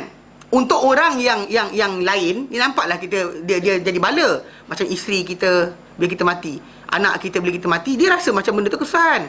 Dia kena ada orang tu mati Nabi SAW sendiri pun Allah Ta'ala matikan bapa dia sejak dia kecil. Nampak di sisi orang ramai macam kesusahan, tapi Allah Ta'ala nak bina Nabi. Kan nak bina Nabi supaya jadi orang yang independen, tidak depend kepada orang lain. Dan 2 bulan bapa dia mati. Kemudian bila dah lahir berapa tahun, mak dia mati pula. Lepas tu atuk dia yang provide mati pula. Kemudian bapa saudara dia jaga, Abu Talib. Abu Talib tak kaya, miskin. Bahkan Nabi SAW ambil Ali bin Abi Talib, Ali, untuk tinggal dengan dia. Dan Ja'far diambil oleh Abbas. Oleh siapa? Dia dua orang. Diambil oleh mereka. Nabi ambil Ali, seorang lagi ambil Jaafar. Pasal apa? Pasal Abu Talib miskin. Dia dihormati tapi dia miskin, dia tak kaya. Jadi secara asasnya bukan mana Nabi dijadikan Allah Taala duduk dengan orang-orang yang macam tu. Adakah untuk seksa dia? Tak. Untuk bina dia. So kita tak tahu. Kita tak faham benda ni. So Allah Taala berikan kebaikan dan keburukan tadi silih berganti. Bila kita belajar kita dapat. Dan belajar dengan cara apa? Wahyu. Ini siapa bawa? Nabi Muhammad SAW. Sebenarnya orang tu akan lapang dada. Oh, dia kata bagus rupanya kita nampak benda tu bukannya sebagai hukuman. Orang lain kalau Kristian betul. Mati tu alah musibah. Dia anggap benda tu sebagai hukuman Tuhan. The soul that sinneth shall die. Itu salah. Dalam Islam tak ada. Mati itu sebagai hukuman. Mati bukan hukuman. Mati bukan hukuman. Hukuman sebenar ni. Sana. Di akhirat nanti. Bahkan kadang-kadang kata ada orang tu mati. Payah mati. Berat dia mati. Ketika mati tu sakit. Dengan mati tadi dibersihkan dosa dia. Ada orang mendapat macam tu. Nampak tak? Jangan kita salah faham. Pasal kematian, kepayahan, kesusahan seorang mukmin tadi. Kalau dia mati dalam keadaan kepayah. Pun Allah Ta'ala ampunkan. Bahkan itu Nabi SAW menyatakan hadis yang sahih. Orang yang mati dalam timbunan bangunan, orang yang mati tenggelam, orang yang mati terbakar, orang yang mati kena bawa penyakit dan sebagainya, mati syahid. Kenapa mati syahid? Sebab payah mati itu sakit. Maka Allah Ta'ala berikan penghapusan dosa untuk dia direct hapus dosa dia. Dan kematian yang payah tadi menjadikan dosa dia terhapus. Bukannya bila kena impak kereta, padan muka, itulah jawab lawan dengan aku lagi. Tolak tu. Kita pula merasakan orang tu mati sebab kita. Ini masalah, faham tak? Bukan sebab doa kita, bukan solat hajat kita. Faham tak? Tapi benda tu berlaku dengan sebab apa? Aturan Allah Ta'ala. So, seorang manusia tu tak ada rasa diri. Lebih. Ni kadang-kadang kita cakap sikit, jadi. Terbakarlah kedai. Kawan saya seorang tu. Budak. Kedai mamak tak nak pulang balik dari mesin. Dia mesti bagi coklat ke apa tak. Jadi tak nak bagi. Dia sumpah kedai terbakar. Terbakar betul. Budak panggil dia dolat. Bukan sekali, 2 kali. Dia cakap terbakar. Tak kebetulan, bukan sebab tu. Tapi kalau kita dapat macam tu, siap lah. Kan orang potong kereta kita sikit, accident lah kau. Betul? Itu masalah kita. Masalah dalam Islam tak macam tu. Kita dalam Islam, kita faham dengan dalil, apa yang kita faham berkenaan dengan dengan qadar dan sebagainya, mengajarkan kita untuk apa? Memaafkan. Let go. Tak ada hal. Kita pasal di sini bukan tempat bukan tempat hukuman. Tempat hukuman sebenarnya akhirat. Dunia ni Allah Ta'ala letakkan hukum-hukum tertentu, masalah zina dan sebagainya, untuk aturan supaya masyarakat ni terjaga. Itu pelaksanaan dia. Adapun orang tu menipu, dia kata tak buat, dia buat tapi tak buat. Kita disuruh paksa dia mengaku. Kalau mahkamah biasa sivil ni pukul, suruh mengaku. Ambil confession. Dalam Islam tak ada. Tak mengaku, tak ada saksi, let go. Bahkan seorang hakim, Syarul Anha nyatakan, seorang hakim salah menghukum lalu terlepas, lebih baik daripada salah menghukum dia terkena. Lebih baik salah terhukum terlepas. Dengan salah hukum dia terlepas orang tu, lebih baik daripada dia salah hukum terkena. Mungkin dengan sebab itu orang tu boleh bertaubat lagi. Jangan kita kata tak boleh taubat. Kita puas hati pula. Kita yang tak puas hati. Geramnya aku, biarkan dia mati. Allah Ta'ala Maha Adil. Dia tahu patut atau tidak. Kalau dia kata patutlah. Macam orang bunuh 100 orang tadi, kan akhirnya dapat malaikat rahmat ambil nyawa dia. Mana diterima taubat dia. Sedangkan dia sebenarnya tak dan lagi buat apa-apa. Mana kalau ikutkan kita, karma tak cukup. Betul? 100 orang tadi apa kan? Ada orang angkat tangan, saya bisa cerita hari ni. Kita, Ustaz, habis apa hak orang yang 100 orang tadi? Apa hak orang tersebut? Kita kata terpulang pada Allah Ta'ala, itu hak milik Allah Ta'ala. Apa hal kita nak persoalkan? Allah Ta'ala nak ampunkan, tak nak ampunkan, kita terima. Kita bukannya kerja kita. Kita nak jadi pengadil. Ya Allah, engkau tak patut ampunkan. Adalah pula macam tu. Ini faham kan? Nampak? Ini benda-benda tak kita tahu, melainkan setelah kita terima daripada Rasul SAW. Ini adalah benda yang menjadikan seorang mukmin tadi tenang. Tidak menjadi gundah gulana, tidak menjadi susah hati, tidak dia kejar dengan dunia ni dan sebagainya, kerana dia tahu ada untuk dia yang terbaik di hari akhirat nanti. So happy. Dapat pun happy, tak dapat pun dia happy. Bukan tak dapat, insya-Allah anak aku tak dapat masuk sekolah, sekolah asrama penuh. Dia tak tahu Allah Ta'ala nak atur ke mana. Ada kawan saya, dia kata kalau aku dapat 5A dahulu waktu PMR, tak jadi aku ustaz, dia kata. Ada kawan saya jumpa dulu, Allah Ta'ala aturkan dia dapat 3A je. 1C, 1D. 3A, 1C, 1D. Lepas tu tak jadikan dia dapat masuk sekolah asrama penuh untuk pergi ke level lain. Allah Ta'ala jadikan sekali dia pergi belajar tempat lain. Yang dah akhirnya menjadikan dia ni boleh mengetahui bahasa Arab dan sebagainya, kuasai dengan kuat. Punca dia sebab Allah Ta'ala aturkan awal tadi. Dia mula mata orang ramai ketika tu ish. Ruginya kan. Kalau kita kalau lah. Kalau lah. Tapi sebenarnya Allah Ta'ala dah ada aturan sendiri. Ya, faham tak? So bila kita dapat faham benda ni daripada nas hadis Nabi SAW, ajaran Rasulullah SAW, barulah kita lapang dada. Ini yang Allah Ta'ala kata, wa yu'allimukum ma lam takunu ta'lamun, dan dia ajarkan kamu. Ni nikmat, Rasul datang ni nikmat. Kata kita akan habislah kita kan. Kan kita ni beriman, kenapa kita kena tindas? Tak, jangan takut. Wa yu'allimukum ma lam takunu ta'lamun, dia ajarkan kamu apa yang kamu asalnya tidak ketahui. Mana itu Allah Ta'ala berikan satu garis panduan. Dia kata dahulu mereka jahiliah ni, orang-orang jahiliah dahulu, mereka ni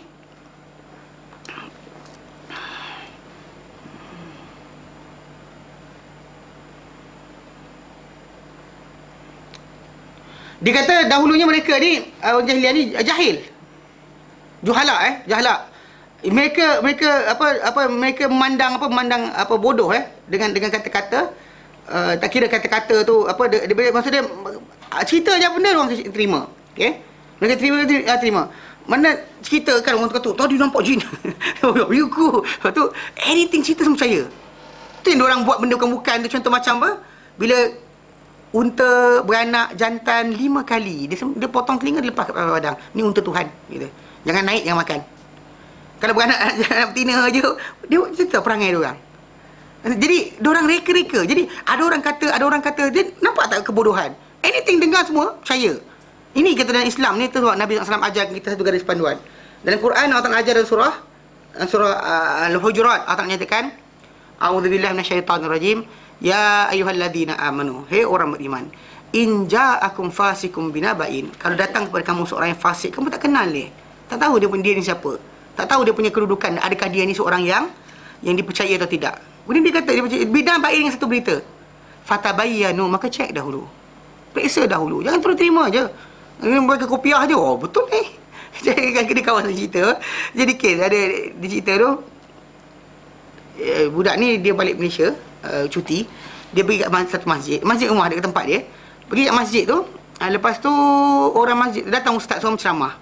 Ustaz tu keluarkan fatwa dia berbunyi, kalau sekiranya berlaku kematian dalam sebuah rumah, maka rumah tu tak boleh dilakukan solat dalamnya, tak boleh solat dalam rumah yang ada kematian. Orang ramai tanya kenapa, sebab dia kata ketika Jibril ketika malaikat Israel nama malaikat maut dekat Israel tak ada, itu nama-nama Israeliat, nama dalam Al-Quran Karim atau hadis Nabi, malakul maut. Dia malaikat Israel tarik nyawa, dia kata roh tu keluar, terpercik darah ke dinding rumah tu, dia kata. Jadi dinding rumah tu, jadi tak boleh semayang. Ni tak ada nasihat apa ni. Jadi kawan budak ni, junior saya ni, pergi jumpa dia lepas semayang, lepas isyak tu kan, jumpa dia, minta maaf ustaz. Dia kata ustaz cerita tadi dapat mana tentang darah terpercik dan sebagainya, tak halal solat dalam tak sah solat dalam rumah yang berlaku kematian. Dia kata ana ada baca kitab tu. Ada kitab kata macam tu. Kitab kata macam tu. Kitab apa? Adakah kitab tu mengatasi sunnah Rasulullah? Mengatasi firman Allah Subhanahu Wa Taala? Adakah macam tu keadaan dia? Soalan simple je. Tapi dia nampak dia percaya je. Itu zaman kita ada macam tu. Ustaz kata boleh. Zaman jahiliah dahulu macam tu. Diorang dahulu tidak belajar. Diorang terima je. Ada apa orang kata. Orang kata kawasan ni ada hantu jin, seru, nanti tak selamat. Macam orang Melayu kita lah. Nak lintas kawasan tentu, sebut apa? Minta maaf tok nenek, anak cucu tumpang, lalu. Semua buat yang tu. Siapa ajar? Ada orang dulu ajar. Kenapa dia ajar? Tak tahu. Jadi ke tidak? Tak tahu. Betul tak? Tak tahu pun. Tapi kita keep on going. Ini jahiliah. Datang Rasul SAW dengan berkat risalah tadi, apa? Mereka jadi apa? Mereka jadi berubah. Bahkan mereka ni para sahabat tadi zaman jahiliah. Umar, kisah Umar, dia pernah buat berhala daripada buah tamar. Dia apa-apa dia makan. Apa-apa dia makan. Nampak tak bodohnya keadaan sebut. Dia gelak, dia ketawa sendiri keadaan sebut. Tapi dia datang dengan datangnya Rasulullah SAW menjadi kekasih Allah Ta'ala. Menjadi waliullah, menjadi orang yang sampai Nabi kata setan lintas, engkau lintas jalan sekian, syaitan lari tengok muka engkau. Gitu sekali. Mana pasti dia ni pasal kita kata para sahabat radhiyallahu ta'ala anhum, walaupun kita kata tak ada pakai title wali, diorang adalah orang yang Ta'ala lindungi. Bahkan di antara mereka ni ada ahli Badar. Yang Ta'ala kata, buatlah apa benda yang Nabi kata, Allah Ta'ala mungkin dah kata kepada mereka, buatlah apa kamu nak, aku nak ampunkan semua dosa kamu. Tapi diorang pula bila jumpa dengar kata-kata tadi, tak adalah pula macam apa, tak datang semayang so. Kita kau dapat resen yang tu, mimpi je, mimpi. Mimpi-mimpi kau telah sampai tingkat tertinggi, tak payah solat lagi. Besok tak solat dah. Kan? Masalah. Ini kita tahu dalam masyarakat kita nak macam tu, tapi para sahabat dapat jaminan macam tu pun diorang tak kejar. Tak ada pula macam, oh, saya dah dapat jaminan. Menangis para sahabat. Ada separuh tu, seorang tu, dia mati, ketika nak mati tu dia menangis. Jadi orang tu datang kepada dia, yang datang dia, bukankah Nabi janji pada kau benda sekian, perkara sekian, Nabi janji untuk engkau dulu. Kita betul Nabi janji pada aku banyak. Tapi Nabi juga cerita kepada aku, dia kata Allah Ta'ala genggam, anak-anak Adam ni genggam satu genggaman di kanan dan di kiri. Macam mana genggam Allah Ta'ala terpulang, kita tak nampak. Tapi dibayangkan Nabi kata digenggam kanan dan kiri. Maka Allah Ta'ala kata, ini dalam syurga aku tak kisah, ini neraka aku tak kisah. Tak ada dipilih-pilih tau. Tak ada dipilih-pilih macam, tak dipilih, tak ada choice macam, kau ni anak imam lah, okey, sini. Kau anak apa? Orang perompak misalnya. Tak ada. Mana Allah Ta'ala ambil ini dalam syurga, ini dalam neraka. Dia kata apa? Sahabat ni, sedangkan Nabi janji macam-macam pada dia, kata apa? Aku tak tahu dalam genggaman manakah aku. Aku tak tahu dalam genggaman manakah aku. In which part aku ni. Dalam genggaman ke syurga ke neraka. Aku tak tahu mana satu. Macam tu sekali dia menangis. Sedangkan dia dapat jaminan macam, kita tak dapat jaminan pun, sengih seorang syok sendiri, tak teruk betul. Kita kata asas, ini kena faham. Pasal kita kata mereka dahulu jahil, teruk. Tapi apa? Allah Ta'ala jadikan dengan datangnya Islam, datangnya Rasulullah SAW, mereka menjadi apa? Menjadi orang-orang yang apa? Dalam keadaan kekasih Allah SWT. Jadi waliullah, kasih Allah Ta'ala. Mana siang mereka, malam mereka, semua kerana Allah Ta'ala. Dan mereka apa menjadi menjadi apa di sisi mereka yang menjadi para ulama, ilmuwan, menjadi rujukan dalam masalah banyak perkara. Bahkan mereka menjadi orang yang paling dalam ilmu pengetahuan dengan sebab datangnya Rasulullah SAW. Kalau tidak kerana datangnya Rasulullah, tak ada siapa sibuk nak belajar. Dia kena datang Rasulullah SAW. Actually benda ni sebenarnya, ada orang kata, dulu seorang cikgu, dia kata tamadun manusia ni dibina oleh semua bangsa. Dia kata tak ada kaitan, tak ada satu agama boleh kata dia je seorang yang buat kerja. Okay. Dia cakap yang tu. Tapi bila kita cek balik, contoh macam orang kata Eropah dan sebagainya, sebenarnya dengan datang Islam lah mereka mula terfikir untuk berubah. Kalau Islam tak datang sampai ke Eropah masih dalam keadaan gelap, tak tahu nak buat apa. Mereka sibuk makan bangkai, mandi tidak, kahwin adik-beradik dan sebagainya. Di Parsi dan sebagainya, mereka ada tamadun, tapi tamadun mereka tak menyelamatkan mereka. Datang Islam baru keluar benda berkenaan. Hak asasi manusia yang sekarang dibincang-bincangkan, baru kenal. Islam lama dah cerita. Islam lama cerita. Hak wanita dan sebagainya, Islam lama dah cerita. Hak binatang, orang cerita sekarang kan, hak binatang, Islam lama dah cerita. Hatta Nabi SAW dalam hadis yang sahih, Nabi pernah tegur dalam Sunan Nasai, Nabi tegur ada orang naik atas kenderaan dia. Ini merujuk pada Al-Quran, surah apa? Surah Al-Isra. Allah kata, wa in min syai'in illa yusabbihu bihamdihi. Tiada satu benda pun kecuali bertasbih memuji Allah Ta'ala. Walakin la tafqahuna tasbihahum, tapi kamu tak apa memahami tasbihnya. Cerita dia sebab ada para sahabat lu, dia lepas dia tepi jalan kan, naik atas kuda, sembang tepi jalan. Khabar baik lepak. Kuda tu actually kada berjalan, dia tak dengar. Tapi bila dia letak duduk lama macam tu, lengur. Nabi kata apa? Irkabuha salimin watrukuha salimin. Naiklah kenderaan kamu tu dengan elok dan tinggalkanlah dia dengan elok. Jangan jadikan dia sebagai kursi-kursi kamu untuk kamu bersembang tepi jalan.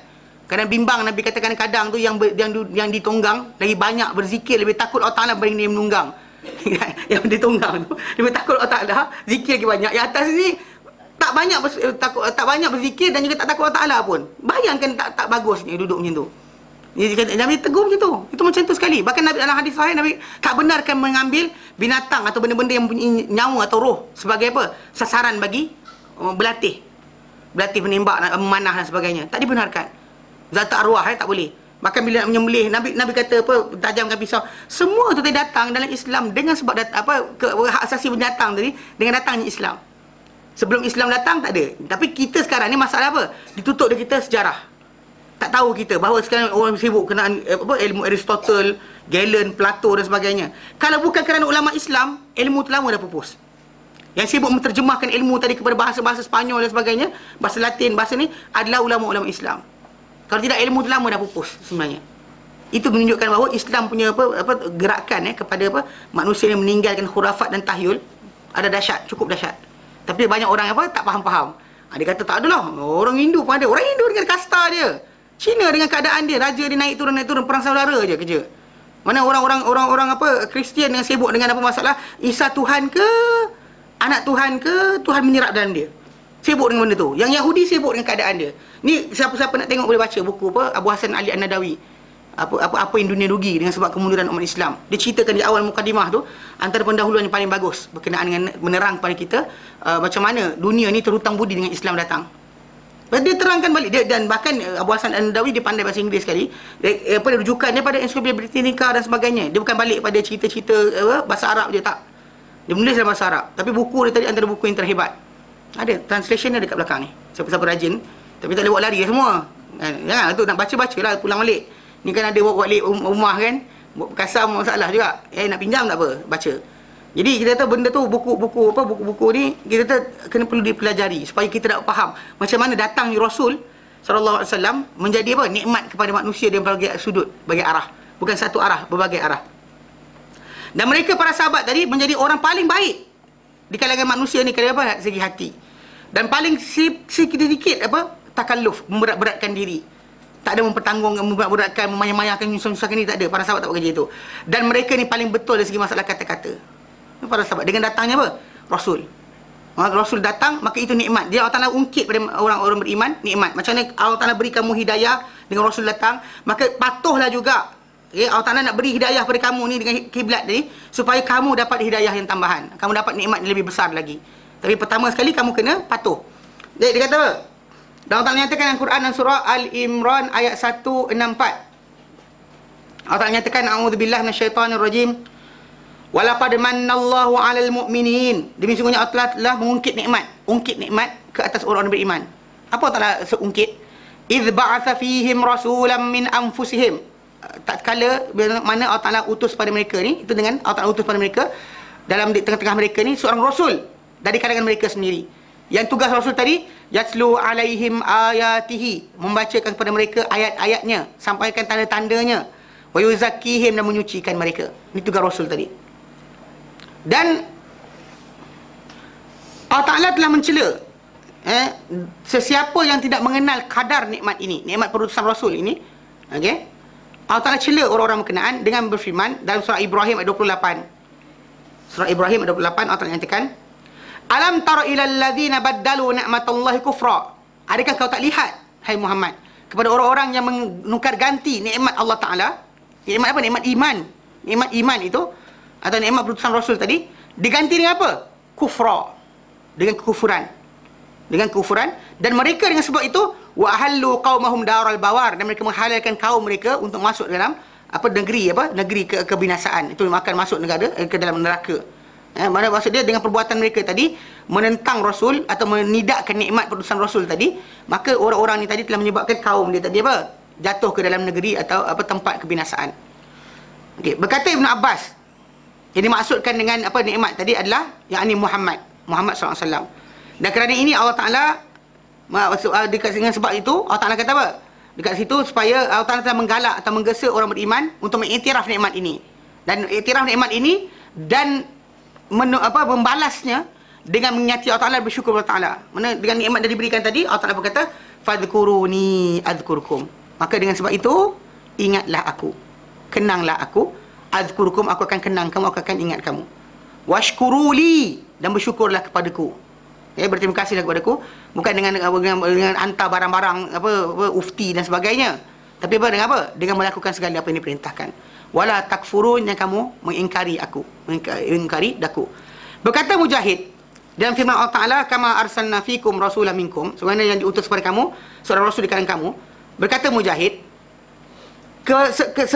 sebagaimana aku lakukan perkara berkenaan pada kamu, oleh kerana aku dah buat benda untuk kamu, maka ingatlah oleh kamu akan daku, kenanglah daku.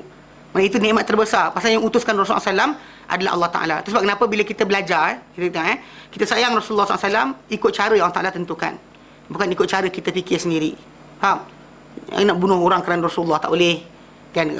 Ikut perintah Allah Ta'ala. Mana maksud dia, apa yang Allah Ta'ala arahkan, garis panduan dia, ikut kat situ. Jangan reka jalan sendiri.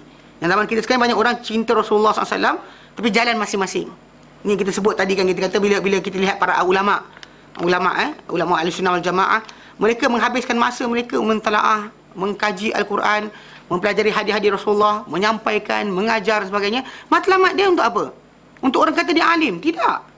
Supaya orang ramai ni mengikuti arahan Rasulullah SAW. Itu kehendak mereka. Supaya manusia kenal perintah Tuhan. Itu yang mereka habiskan masa. malam siang mentelaah buku dan sebagainya, untuk itu, bukan untuk supaya orang puji. Maka keberkatan ilmu mereka ni dapat kita lihat dahsyat. Itu tanda mereka apa? Mereka sayang Rasulullah. Sayang Rasulullah dengan cara tadi. Cara apa? Ajarkan, sampaikan ilmu Rasulullah kepada orang lain. Itu yang kita nak. Supaya nak kita akan rasa bangga dan seronok. Ini orang-orang yang beriman, orang yang betul cinta Rasul ni, bila orang patuh arahan Rasul, dalam hati dia rasa apa?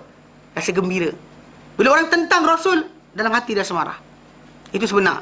Itu sebab kenapa kita kata macam kan saya terang itu, saya kata Ustaz Ridwan, dia ceritakan asal seorang guru dia dulu dekat Madinah, orang Pakistan ke India ke tak ingat, tapi cerita dia apa, guru dia cerita nak bandingkan cinta kita pada Rasulullah SAW dengan cinta para sahabat kepada Rasulullah SAW.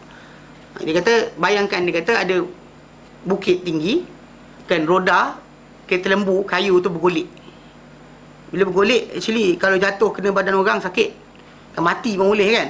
Katakan bergolek macam tu, Rasulullah duduk bawah, manusia akan pecah dua kumpulan, dia kata. Satu kumpulan akan, ya Rasulullah, lari. Dia jerit, Rasulullah suruh lari. Menjeritlah Rasulullah, Rasulullah lari. Ya Rasul, lari. Okey. Satu kumpulan, kita tengok je, tapi dia jerit suruh lari. Sedangkan dia tahu dia menjerit tadi tak jadi apa pun. Okey. Satu kumpulan lagi akan duduk lari, tahan badan dia belakang Rasulullah SAW. Dia sanggup biar badan dia kena gelek dengan tayar tadi daripada Rasulullah kena. Okey. Yang ni dia kata, yang duk menjerit-jerit ni, ini kita. Dia kata, kita punya perangai. Mana orang kan suka menjerit, ya Rasulullah kan, nyanyi nasyid dan sebagainya. Tapi yang buat kerja, mentelaah, menghafal, menyampaikan, mengajar, belajar dan sebagainya, inilah orang yang sayang Rasulullah betul. Dikorbankan waktu dia, tenaga dia, masa dia untuk Rasulullah SAW. Itu yang dibuat. Itulah dia para sahabat buat kerja dahulu. Itu yang para ulama, para ulama hadis, ulama fiqh, ulama tafsir dalam dunia Islam ni buat kerja untuk itu. Pasal mereka nak supaya apa? Apa yang disampaikan oleh Allah Ta'ala dan Rasul tadi dipatuhi. So, jadi kalau dia kata ada benda bergolek, dia orang tahan badan orang. Mana masa dan waktu mereka dihabiskan. Yang ini menjerit je lah. Menjerit, dia lambai, dia jauh. Tapi tak bergerak. Semua orang boleh buat apa? Macam tadi lah kita kata, menyatakan cinta tadi semua orang boleh kata. Tapi untuk menzahirkan dengan betul, hanya orang tertentu saja yang akan mampu. Pasal orang semua tak nak apa? Cara-cara tadi. Cara yang sepatutnya. Okay? Jadi Allah Ta'ala nyatakan, kerana macam mana aku utus kepada kamu Rasul, maka kamu kena buat apa? Fadhkuruni. Ingatlah aku. Buat maulid. Ingatlah Allah Ta'ala. Belajarlah ilmu Allah Ta'ala perintahkan. Dan ini saya Rasul. Mana? Kama arsalna fikum rasulan minkum. Aku utuskan kamu Rasul kan? Okey, sekarang ni apa? Udhkuruni. Ingatlah aku. Ingatlah aku. Telah menerangkan Ibn Abi Hatim, Ibn Makhul Al-Azdi, beliau aku telah berkata, Makhul Al-Azdi berkata, aku telah berkata pada Ibn Umar. Okey.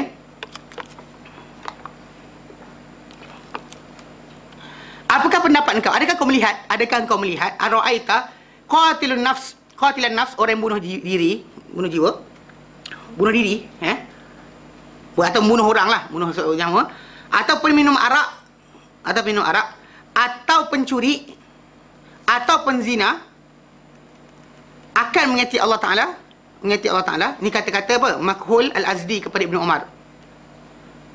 Sedangkan dia kata, telah berfirman Allah Ta'ala, fadhkuruni adhkurkum.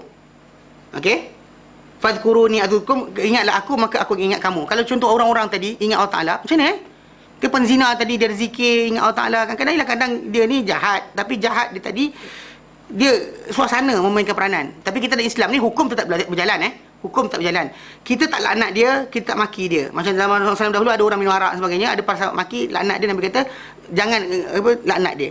Maksud kita tahu orang tu dapat rahmat atau tidak. Maksud Allah Ta'ala saja memberikan rahmat pada sesiapa yang dia kenaki. Jadi, saya tak langsung. Mana maksud dia di sini Makulat Al-Azdi ni mempersoal pada Ibn Umar. Dia kata kalau Allah Ta'ala sebut fadhkuruni adhkurkum, maksud dia anybody ingat Allah Ta'ala, Allah Ta'ala akan ingat. Jadi adakah orang-orang yang berzina, bunuh orang, mencuri, okey, ataupun minum arak, ingat Allah Ta'ala, Allah Ta'ala akan ingat orang juga. Ni kata siapa? Kata Makulat Al-Azdi pada Ibn Umar.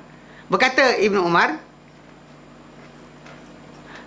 apabila idza dzakarallahu hadza dzakarahu Allahu bi la'natihi hatta yaskutu. Mana sekiranya orang-orang berkenaan mengingati Allah Ta'ala, Okey. Allah Taala akan mengingat dia dengan laknatnya. Memperingatkan dengan laknatnya sehinggalah dia diam. Selagi dia tak buat, dia berterusan macam tu, mana orang tu akan selagi dia tak tinggalkan amal tadi, Allah Taala akan sebut dia juga, tapi sebut dengan apa? Dengan kemurkaan. Maksud dia betul sebut, tapi bukan dengan kebaikan. Pasal orang tu sebut ingat Allah Taala sambil buat jahat. Macam orang apa belajar untuk apa? Kebal kan. Allahu akbar, Allahu akbar. Lepas tu nak buat apa? Nak merompak orang. Allah Taala ingat dia juga, tapi apa? Ingat dengan apa? Dengan laknat, dengan marah, dengan murka. Berbeza dengan orang yang buat kebaikan ingat Allah Taala, maka Allah Taala akan ingat dia dengan apa? Dengan belas kasihan, dengan rahmat dan juga dengan kasih sayang. Itu beza dia. Mana itu yang jawab oleh Ibnu Umar. Maksud dia bukan Allah Taala bila orang tu kafir tak ingat, tak, Allah Taala ingat juga. Tapi ingat dengan apa? Dengan kemurkaan. Tapi kalau baik, ingat dengan apa? Dengan rahmat dan juga kebaikan. Okey. Dan dalam daripada Sa'id bin Jubair, beliau berkata, Allah Taala menyatakan uzkuruni, ingatlah aku dengan apa? Bitaati, dengan mentaatiku. Okey, dan juga kalau kamu ingat aku dengan mentaati aku, ingat Allah Taala dengan apa? Dengan mentaati Allah Taala. Azkurkum, aku akan ingat kamu dengan apa? Dengan keampunanku. Dengan keampunanku. Maka memang kita kata dalam surah apa Taha, Allah Taala kata tentang solat. Allah Taala kata apa? Wa aqimis salata li dzikri. Dirikanlah solat untuk mengingatiku. Maksudnya ini meaning that cara mengingati Allah Taala dah ajarkan. Mana cara melakukan ketaatan, itulah cara kita mengingati Allah Subhanahu Wa Taala. Kita laksanakan ibadat tadi, laksanakan ketaatan, itulah cara kita mengingati Allah Taala. Dan Allah Taala akan ingat kita balik dengan cara apa? Mengampunkan kita. Bukan sebut nama. Bukan bisa sebut Allah kata adli. Bukan macam tu. Ni kadang orang salah faham, kata fazkuruni azkurukum, maksudnya sebut nama tak. Maksud dia sebutan tadi, sebutan yang lebih kepada pengertian tadi. Ini Sa'id bin Jubair kata, maksud dia kita sebut Allah Taala dengan melaksanakan ibadat, mengingati dia dengan ibadat yang ketaatan, dia akan ingat kita dengan cara apa? Mengampunkan kita. Faham? Okey. Dia kata, dan dalam riwayat yang lain dengan rahmatku. Mana dengan rahmatku? Mana sebutlah aku, ingatilah aku dengan mentaatiku, dan aku akan ingat kamu dengan apa? Dengan satu riwayat datang keampunanku, satu lagi datang rahmatku. Okey, dalam hadis yang sahih, okey, telah berkata dalam sabda Rasulullah SAW, yaqulullahu ta'ala, berkata Allah Ta'ala, man dzakarani fi nafsihi, siapa-siapa yang mengingatiku dalam dirinya, dzakartuhu fi nafsi, aku ingati dia dalam diriku. Wa man dzakarani fi mala'in, siapa mengingatiku di tengah-tengah golongan orang yang ramai. Bukan maksud dia mengingati Allah Ta'ala tengah ramai, itu maksud dia Allah macam tu. Maksud dia kita sebut Allah Ta'ala, kenang Allah Ta'ala, ingatkan orang kepada Allah Ta'ala di khalayak ramai. Kalau kita sebut dengan seseorang tu, maksud dia kita kenang dosa kita, ingat dia, ingat Allah Ta'ala, mengalir air mati kita tengah malam. Itu dah maksud dia. Bukan maksud dia kita sebut saja. Kita tahu dalam diri kita ni bahawa Allah Ta'ala sedang merhatikan kita. Itu ingat Allah Ta'ala lah. Itu pengertian, maksud takwa yang kita nak tu. Takwa. Jadi, man dzakarani fi mala'in, masa mengingatiku di tengah orang ramai, zakartuhu fi mala'in khairum minhu, aku akan ingati dia atau akan sebut dia di dalam perhimpunan yang lebih baik daripada perhimpunan yang dia hadiri tadi.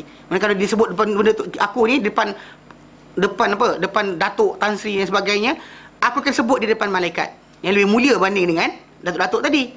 Kan? Kita kata secara asas macam tu. Dan Imam Ahmad telah meriwayatkan daripada Anas bin Malik radhiyallahu anhu, beliau berkata dalam sabda Rasulullah SAW, qala Allah azza wa jalla, telah berkata Allah azza wa jalla, qala Allah azza wa jalla, telah berkata Allah azza wa jalla, ya ibna Adam, wahai anak Adam, ya ibna Adam, wahai anak Adam, in dzakartani fi nafsika, dzakartuka fi nafsi, kalau kau ingati aku dalam diri kau, aku ingati engkau dalam diriku. Wa in dzakartani fi mala'in, okey, jika engkau sebut aku, engkau ingat aku di tengah-tengah satu perhimpunan yang ramai, zakartuka fi mala'in minal malaika, aku akan ingati engkau di depan dalam satu kumpulan di kalangan para malaikat. Ataupun dalam surah yang lain, mala'un khairum minhu, kumpulan atau rombongan atau kumpulan yang lebih baik daripada golongan yang kamu sebut aku di tengah-tengah mereka. Wa in danauta minni shibra, kalau kau dekati aku dengan sejengkal, danautu minka zira'a, aku dekat engkau dengan sehasta. Aku dekat pada engkau dengan sehasta. Wa in danauta minni zira'an, kalau kau dekat aku dengan sehasta, danautu minka ba'an, aku akan dekat pada engkau dengan sedepa. Wa in ataitani tamshi, kalau kau datang kepadaku dengan berjalan, ataituka uharwil, aku akan datang kepada engkau dengan berlari-lari. Mana hadis ini sahih isnad dan dikeluarkan juga oleh Bukhari. Mana maksud dia itu yang cara Allah Taala kita dekat diri Allah Taala dengan melakukan ibadat pada dia. Mana Allah Taala akan makin sayang kita. Itu cara sebenar. Yang bukan yang kita sebut saja. Banyak orang kita kata kita lihat duduk keturunan tajuk zikir tadi, zikir saja semata tapi kosong daripada ketakutan kepada Allah Taala, tak boleh, tak guna. Dan Allah Taala nyatakan washkuruli wala takfurun, syukurlah kepadaku dan jangan kamu kufur kepadaku. Okey, dia kata Allah Taala memerintahkan untuk bersyukur kepadanya, dan dia menjanjikan ke atas syukur tadi dengan tambahan kebaikan. Bahkan dalam hadis yang dalam ayat yang lain, Allah Taala nyatakan surah Ibrahim ayat ke-7, Allah Taala nyatakan wa idz ta'adzana rabbukum, dan ingatlah dan tak terkala menyeru Tuhan kamu, la in syakartum, jika kamu bersyukur, la azidannakum, aku pasti akan tambahkan untuk kamu, wala in kafartum, kalau kamu kufur, inna azabi la syadid, sungguh azab aku amat pedih. Ni kadang-kadang kita kata kadang-kadang manusia ni nikmat banyak tapi tak ingat. Dia kadang-kadang contoh macam ada berlaku kehilangan tertentu. Contoh macam cincin ni hilang. Cincin ni hilang, satu benda kan. Okay. Sebenarnya nikmat kat pada dia banyak lagi tak? Banyak lagi, tapi sibuk yang hilang tu. Menjijih mata, kan? Satu benda tu hilang, sebenarnya banyak lagi. Banyak lagi. Yang kita boleh syukur tu banyak lagi. Kalau anak kita cuma seorang degil, tak dengar cakap. Kita ada 5 orang anak, 4 orang lagi dengar cakap patuh. Yang sibuk tengok yang satu masalah, kenapa? Kan walaupun memang lagi yang kalau dia kata yang nakal tadi, balik ke pangkal jalan jadi elok taat, kita lebih gembira, betul. Tapi hari tu je lah. Bukan tiap hari tengok dia je, lampau-lampau lah itu kan. Maksud dia kita kata memang Allah Ta'ala kan macam tu je kita dengan Allah Ta'ala suka kita kalau sekiranya kita salah kemudian kita balik pada dia, betul. Tapi dalam segi asasnya nikmat Allah Ta'ala kepada kita banyak. Kita saja kadang-kadang lupa. Kan kita sibuk tentang cincin hilang, kita lupa berkenaan benda lain. Kita sibuk tentang pinggang sakit kan. Allah, sakitnya badan dan sebagainya. Tapi ada nikmat lain lagi Allah Ta'ala beri pada kita banyak sangat. Tapi kita sering tumpu kepada yang kecil yang hilang tu, yang itu kita sibukkan. Kuku, Allah tak cantik dah kuku. Dulu cantik, disibuk yang tu. Yang lain banyak lagi, Allah tak jadi lumpuh lagi. Kan, tak lumpuh, tak stroke dan sebagainya. Elok dah, sibuk yang benda lain. Kenapa? Kan? Kadang-kadang tak pandai untuk letakkan. Allah kata, la in syakartum la azidannakum. Kalau kamu syukur padaku, aku pasti tambah untuk kamu kebaikan yang lebih baik. Wala in kafartum inna azabi lasyadid. Kalau kamu kufur, sungguhnya azabku amatlah keras. Okey.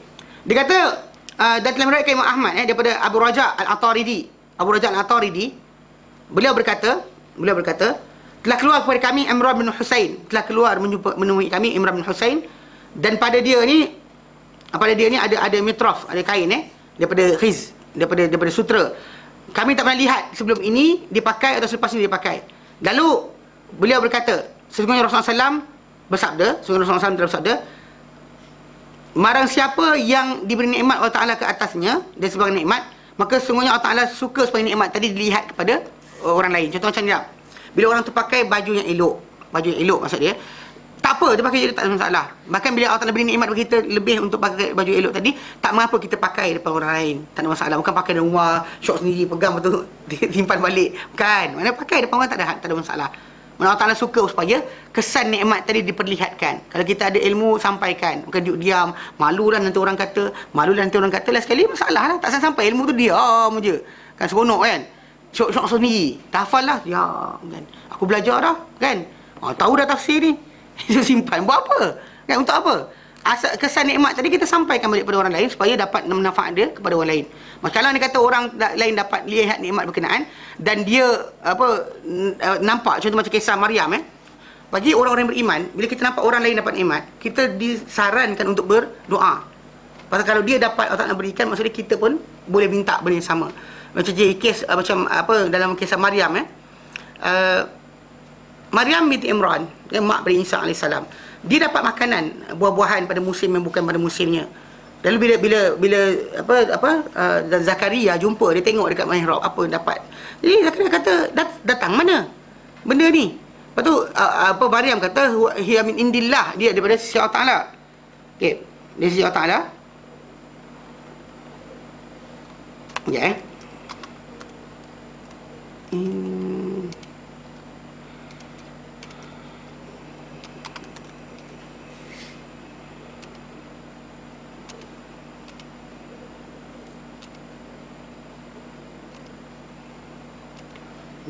mana Okey, dalam surah Al-Imran ayat yang ke-37, 38. Okey. Kalau kita 38 lah. 38 yang kat situ yang kita diajarkan adab dia. Al-Imran 38. Dalam ayat berkenaan Allah Taala nyatakan, okey, lepas Nabi Maryam ditanya oleh Zakaria berkenaan apa yang didapat. Bila Maryam kata apa? Dia kata hiya min indillah. Ni datang dari Allah Taala. Di situ apa jadi? Zakaria bila nampak benda berkenaan, Allah Taala kata apa? Hunalika da'a Zakaria rabbah. Di situ at that time, masa berkenaan bila Zakaria tengok, oi, turun rezeki daripada langit untuk dia pun da'a rabbah, dia doa pada Tuhannya, minta untuk dapatkan anak, dan Allah Taala makbulkan doa berkenaan. So kita macam tu, kalau nampak orang dapat nikmat, bukan kita dengki kat dia. Nikmat dapat, maksudnya Allah Taala buka dia, rahmat dia besar, maka kita doa dia juga. Janganlah kita macam entah ya tak tidak. Kita buat macam tu. Jangan. Kalau orang tu makbul doa, kita buat juga. Kita berdoa juga. Itu cara kita, macam adab para anbiya bila melihat nikmat-nikmat orang diberikan oleh Allah Taala dengan permintaan mereka. Faham? Jadi kita kata secara asasnya macam tu cara. Mana kita kata untuk seorang tu dapatkan apa bersyukur pada Allah Taala, dia perlu faham kedudukan tadi, dan juga nikmat tadi kalau dia dapat, maka tunjukkan tak mengapa. Tapi jangan sombong. Jangan rasa besar diri pula, baju buat cantik. Pasal yang berlaku pada Imran bin Husain tadi, dia pakai depan orang ramai, orang tertanya. Tapi orang tertanya dia pun jawab, dia kata Nabi SAW telah bersabda, man an'amallahu alaihi ni'matan. Sesiapa yang Allah Taala nikmatkan ke atasnya satu nikmat, fa innallaha, maka sungguh Allah Taala yuhibbu an yura atharu ni'matihi ala khalqihi. Sungguh Allah Taala suka untuk dilihat kesan nikmatnya kepada makhluk-makhluknya, supaya orang nampak nikmat berkenaan. Tapi bukan untuk berbangga, supaya orang dapat tahu juga bahawa Allah Taala Maha Pemurah untuk memberikan nikmat kepada siapa yang dikehendaki. Jelas? Jelas Baik, kita berhenti kat sini insya-Allah. Nanti disambung kemudian ayat ke-163 154. Okey, wallahu a'lam. Wa sallallahu ala sayyidina Muhammad wa sallam walhamdulillahi alamin. Subhanakallahumma wa bihamdika asyhadu an la ilaha illa anta astaghfiruka wa atubu ilaik. Assalamualaikum warahmatullahi wabarakatuh.